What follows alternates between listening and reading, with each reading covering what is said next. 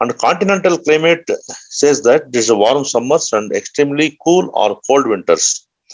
Then a temperate climate, includes cold, humid conditions with warm summers. And tropical and subtropical climatic conditions includes warm to hot, humid with isothermal conditions in the tropical zones. So India comes under temperate and tropical and subtropical conditions. So let us discuss how exactly the rainfall or the precipitation influences soil formation. There are four factors in which the soil formation takes place with rainfall. One is rainfall versus profile development or horizonation, rainfall versus chemical constituents, rainfall versus leaching of bases, and rainfall versus mineral constituents. How exactly the rainfall influences profile development and horizonation is important. So the moisture entering the soil dissolves appreciable amount of carbon dioxide, thus turning to weak acid solution, which is more active than the pure water. So decalcification of calcium carbonate in soils is a typical example of that kind. It is generally accepted that only 15 to 50% of precipitation is available for percolation and the rest is lost by way of surface runoff and evaporation. On steep slopes, precipitation affect profile development by causing erosion and preventing soil development. The deposition of the erosion products at the foot of hills and predominant plains further interrupts with the normal profile development. There will not be any kind of horizon formation in the arid zones because of this water or weak acid solution for percolation. The results highly soluble salts such as sodium chloride or sulfates. The concentrate in the soil with increasing precipitation, there is more percolation and consequently more soil development and distinct horizonation takes place. The development of gypsic horizon or calcic horizon in the Mesopotamian plain of Iraq and in Rajasthan and Haryana states in India, where the annual rainfall is very low, 150 to 300 millimeter, is illustrative of that kind. On the other hand, in humid regions, the deep soils with the distinct horizonation are formed, whereas Sehgal in 1968 observed in interesting Clamo sequence of soils starting from arid soils in southwestern region of Punjab and Haryana through inceptisols and alphisols, and alphisols and ultisols in northeastern regions of Himalaya and Himachal Pradesh, corresponding to arid through semi-arid and subhumid to humid climate environments, respectively. And how exactly the rainfall influences chemical constituents? It has been generally observed with the increasing rainfall of up to 1000 mm, a chemical constituents in soils behave as follows. Under heavy rainfall areas, the hydrogen concentration increases and thereby pH is decreases. So please remember, decreasing the pH means increasing hydrogen concentration. And Sehgal and Stoops observed that the leaching of lime to below 1 meter depth, where the rainfall exceeds 900 mm per annum under Punjab conditions. So here, very importantly, the calcium carbonate do not dissolve and leach out from the soils. Very difficult, unless and until heavy rainfall areas. So under 900 mm rainfall and above, calcium carbonate can also be leached out from the soils. And the nitrogen content also increases because of the increased vegetative growth in the higher rainfall zones. And also the clay content in the soil increases because of the increased weathering and mobilization. How exactly the leaching of bases takes place under rainfall, high temperature? The high precipitation, that is high rainfall in tropical regions and long duration of weathering results in the development of highly leached lateritic soils. This is why the leaching value, where L is equal to K2O plus Na2O divided by Al2O3, that is sodium oxide and aluminum oxide, decreases as one moves from the arid through temperate to tropical regions. Then silica square ratio are also in the arid and temperate regions decreases in the tropical regions. Then how exactly It influences mineral constituents. The soils of the arid regions rich in soluble constituents like calcium, magnesium, sodium, and potassium. They are called basic constituents. As products of weathering are not removed from the soil profile. The soils of humid regions, on the other hand, are poor soluble constituent due to removal of weathered products by leaching off to a greater depth. So in humid region means high temperature and high rainfall areas, the bases cannot be stay and they will be leached out, unlike in arid regions. Then how temperature versus soil properties and relationships. The temperature is the second important element of climate, which influences in many ways the reactions involved in the process of soil formation. The vegetation has a buffering effect on soil temperature, and it is estimated that only about 0.1% of the total energy, that is energy means temperature, reaching the Earth's surface is absorbed by plants and fixed in photosynthetic process. These diurnal changes maximum in desert areas and are mostly observed up to a limited depth, say up to 30 centimeter. That is why the temperature up to 50 centimeter depth is considered to the true index of soil temperature, as it free from diurnal changes. Temperature also influences in many ways. So, for example, the effect of temperature in its way rate of soil formation, which can be related to Van 't Hoff's law. VANT Van HOFF's Van 't Hoff's law, which says that for every 10 degrees centigrade rise in temperature, the speed of chemical reactions increases by a factor of 2 or 3 factors. Van 't Hoff's law says that for every increase in for every 10 degrees centigrade rise in temperature, the chemical reactions, that is weathering of or soil formation, increases by a factor of 3. So this is asked in examinations. By soil temperature are as follows. The depth of weathering. How exactly temperature influences on the depth of the weathering? In warm humid climate of the tropical regions, the rocks weather much greater depth to up to 40 meters than the cold temperature zones, where the depth of soil vary from few centimeters to a meter or so. Next, nitrogen and organic matter content within uniform conditions. As the temperature increases, the nitrogen and organic matter content decreases because of faster decomposition. Then the clay content versus temperature. As the clay content increases, temperature increases, the clay content also increases. It goes up to more than 50% sometimes. Then how exactly the temperature influences on silica sesquioxide oxide? Sesquioxide oxide means R2O3, Al2O, Fe2O3 and Al2O3 is as sesquioxides oxides. At constant high moisture content, the silica sesquioxide ratio decreases as the temperature increases. The value of the sesquioxide ratio varies different with the arid, cold, and subhumid and tropical regions. So this is how this rainfall and temperature influences soil formation. So let us discuss about the soil forming factors like vegetation and organisms. How exactly influences soil formation? So vegetation and soil formation. Vegetation is an active soil forming factor which greatly influences on soil evolution. It is the climate which controls the kind of vegetation, that is grasses, forests, shrubs, and etc., as it influences soil evolution in many ways as under. So, vegetation and soil formation includes the production and addition of organic matter.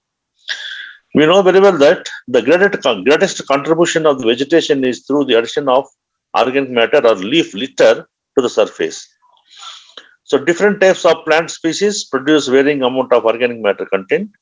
Subsequently, different type of leachates. The amount of underground and above ground organic matter which is added to soils is variable and is largely dependent on the plant species and the environment. For example, the tropical plant communities, that is the tropical plants, contribute as much as 25 tons per hectare per annum of organic matter content. compared to tall grass of 5 tons and pine forest of 2.5 tons per hectare per annum. Whereas the grasses with their fibrous root system decompose readily in situ and favor the accumulation of organic matter up to 15% in the rooting zone. The forest vegetation with woody tap roots, on the other hand, provide little organic matter at depth. Here, the organic matter is derived mostly from the leaf litter falling and accumulating at the surface. So, pine forest, for instances, may accumulate about 15 centimeters of organic matter at the surfaces. Under such conditions, the soils of the tropical rainforest often contain less than 5% of organic matter content. So, how exactly the vegetation influences the soil formation? By translocation and accumulation of mineral constituents. So, here, since the coniferous trees are poor feeders of bases, that means the coniferous plants will not do uptaking of calcium, magnesium, potassium. Okay, so these cations they tend to leach out from the soils of coniferous vegetation and thereby tendering the soils to become acidic under such conditions. Then the rate of decomposition is slowed down as microorganisms responsible for decomposition of organic matter do not thrive in acid environment. On the other hand, a grassland vegetation dominantly observed under comparatively low rainfall under neutral soil pH or conditions returns a high amount of bases to the surfaces and checks soils from becoming acidic. This is how the hilly soils of Palampur and Manali, Himachal Pradesh areas supporting pine forest vegetation have low pH and low percent organic matter content. Compared to the Tarai regions of soils of Uttar Pradesh supporting grass vegetation, and the latter show large accumulation of organic matter up to 10% and have neutral pH values. Then how exactly this vegetation or plant influences a plant composition profile development? So soils developed under pine forest have a hair horizon with the leached horizons, whereas the grass vegetation, highly humidified and aggregated hair horizon is formed. The organic matter plays a very important role as a function of the soil. As such, it produces soil organic acids. It helps to break down some of the materials of the parent rock, making them available to plants. Its decay results in the direct release of some essential plant nutrients like NPK, calcium, magnesium, sulfur, zinc, iron, manganese, copper, boron, molybdenum, and etc. And it improves the water and nutrient holding capacity, and it is storage of nutrients and storage of water also. It reduces tendency to form crust and reduce soil erosion by wind and water. It acts as a buffering effect also very importantly than the production of nutrients. Then macroorganisms and soil formation. Macroorganisms like rodents, moles, millipedes, centipedes, snails, earthworms, termites, etc. They owing to their burrowing habits, they burrow deep into the soil, causing considerable mixing of the soil material inside the earth. The lower layers with upper layers, and even soil to the surface, thus they interrupt the soil development and tend to be retarded horizon differentiation. That means the macroorganisms are not helpful to the formation of horizon because of the burrowing nature of the soils. The soils are not intact and the soil profile will not form. Whereas earthworms take up organic and mineral matter and subject these to the grinding influence. It further aided by the action of the digestive juices, their excretions and etc. Whereas microorganisms and soil formation is as follows. The various microorganisms that inhabit the soil form one of the important components of all soils. They are grouped as microflora and microfauna. Microflora includes bacteria, actinomycetes, fungi and algae. Microfauna includes protozoa and nematodes. It has been estimated that 1 gram of soil may contain 100 million microorganisms forming very small fraction of soil mass, of which bacteria occupies 90% of the total population, whereas actinomycetes 9% and fungi and algae occupies 1%. So the bacteria are the main dominant population of microorganisms in soil formation, followed by actinomycetes 9% and fungi is 1%. We know very well that the bacteria is very dominant in neutral pH, and fungi is very dominant in acidic pH, including actinomycetes and etc. The soil acidity is favorable to the development of fungi, that is the 4.5 to 5.5 pH, whereas soil bacteria prefer neutral conditions, 6.2 to 7.5. Actinomycetes thrive well in this slightly alkaline soils. Next is microbial activities. Microorganisms play an important role in biochemical transformations. According to Nobel laureate Waxman, without soil, microbes' life on this planet would come to stand still. That means the decomposition and mineralization of organic matter are primarily activated by different microorganisms, which inhabit the soil by millions. They bring about number of transformations in the soils. Then what are the transformations which bring during soil formation?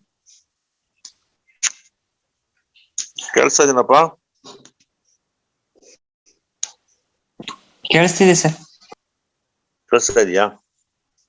So what are the transformations microorganisms takes place? One is organic matter decomposition, humidification, that is humus formation, nitrogen fixation, that is the fixation of nitrogen by bacteria, ammonification, that is formation of ammonia, nitrification, formation of nitrates, denitrification, leaching of nitrogen from the denitrification microorganisms, oxidation and reduction.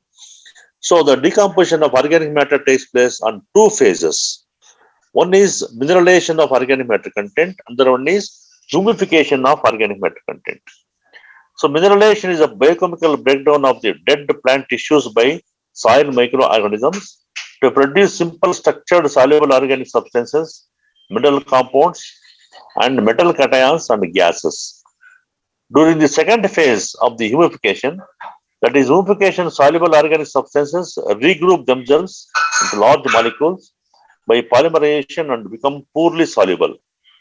They form a major part of soil humus and provide main sites for the retention of cations.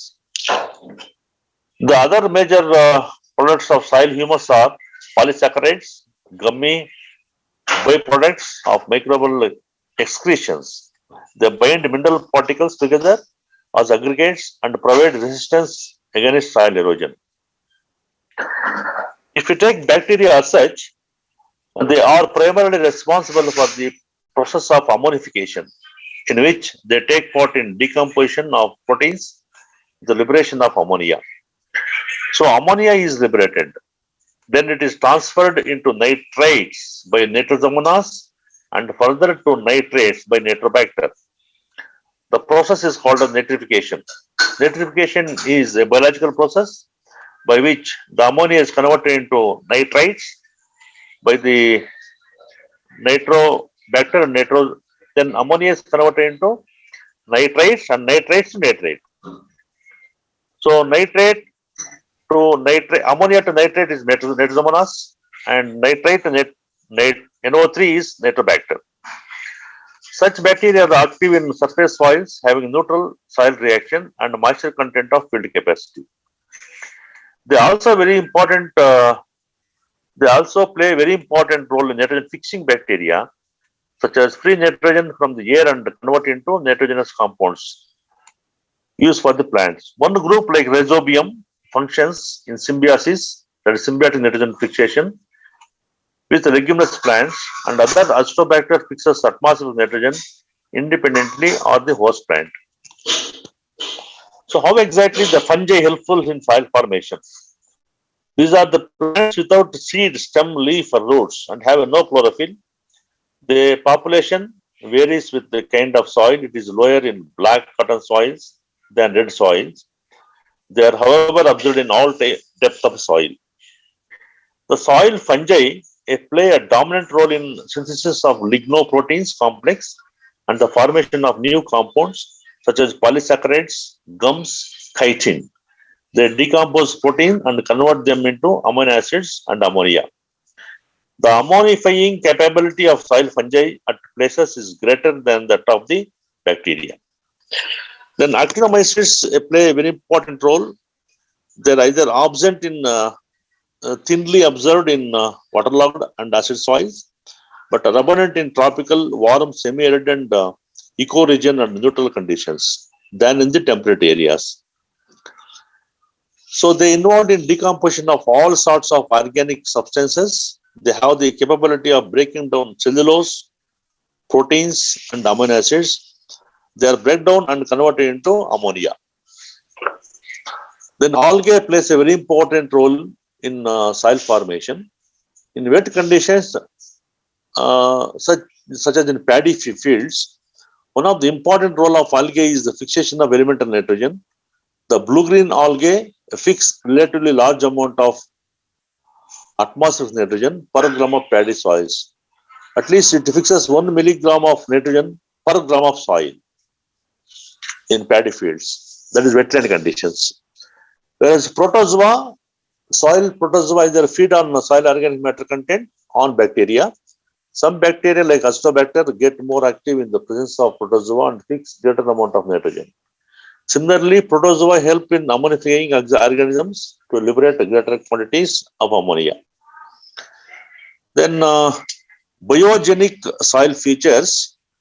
Biogenic soil features, it says that a scientist namely Bowl, just a minute.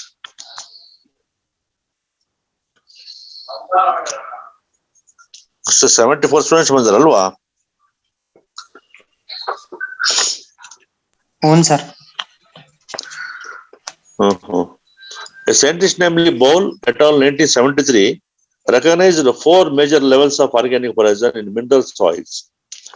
So this table is very important. He has identified the organic horizons like more, MOR more, mull, MULL mull, sward, SWARD sward, and Artiridae. So more, mull, sward, and Artiridae are the important major levels of organic horizons in mineral soils recognized by the Bowl as a soil forming factors of vegetation. So more means it refers to surface soil origin developed under acid litter and humus from coniferous and heath vegetation, where fungi is actively predominant in more horizon, whereas as forest soil horizon is of intimately mixed mineral matter and amorphous humus. It is slightly acid and is best developed under base-rich litter, where bacterial activity is predominant. So the fungi activity is more predominant in a more horizon, organic horizon, and bacteria is more dominant in mull horizon. Whereas sward is concerned, it is dominantly rhizogenes, that is A1 horizon in grasslands, as contrasted with zoogenous mull horizons of forest soils. This includes Mollic Epipedon, Censo Soil Taxonomy of 1975, or AP horizon formed by cultivation of forest soils in general. The last part of this is a major level of organic horizons is Artiridae, ORTE or D Artiridae. It is a humus-rich B horizon in pod soils. Humus-rich B horizon in pod soils. So last part of this class is the factors which retard the soil profile development may sum up as follows. Please remember the factors which retard. That means the factors which held responsible for not to formation of a profile. Profile development will not happen because of the following reasons. So profile development may be not possible because of low rainfall.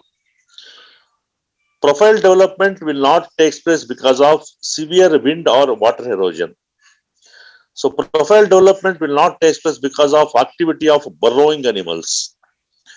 So profile development will not take place because of constant accumulation and the removal of soil material by deposition and etc. And very steep slopes, profile development cannot take place. And high water table conditions, profile development will not take place. And resistant parent material with high siliceous material where profile cannot take place. And high lime content in parent material also, the profile development will not take place. So the factors which important for the not to form the profile development are low rainfall, severe wind or water erosion, activity of burrowing animals, constant accumulation and removal of soil materials by deposition, and very steep slopes, high water table, resistant parent material with high siliceous material, and high level of high lime content in parent material. So this is about uh, active soil forming factors. Okay.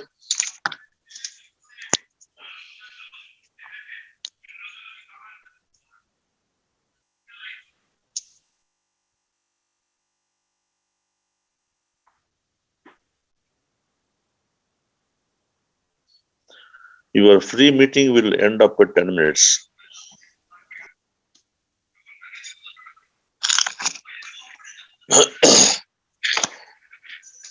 Free meeting 10 minutes ಆಗೋದು ಅಂತ ಹೇಳ್ತಿದಾರೆ. Sir ಅದು 40 minutes ಅಷ್ಟೇ ಇರುತ್ತೆ sir. ಅಲ್ವಾ? ಹೌದು sir. ಇನ್ನೊಂದು small ಈಗ soil formation and soil farming factors is over now. ಹಾ ಸರ್. ಅಲ್ವಾ? ಹೌದು ಸರ್. ಒಂದು ಸ್ಮಾಲ್ ಒಂದು 5 ನಿಮಿಷದ ಸಾಯಿಲ್ ಪ್ರೊಫೈಲ್ ಬಗ್ಗೆ ಹೇಳ್ಬಿಡ್ತೇನೆ. Okay sir. Soil profile.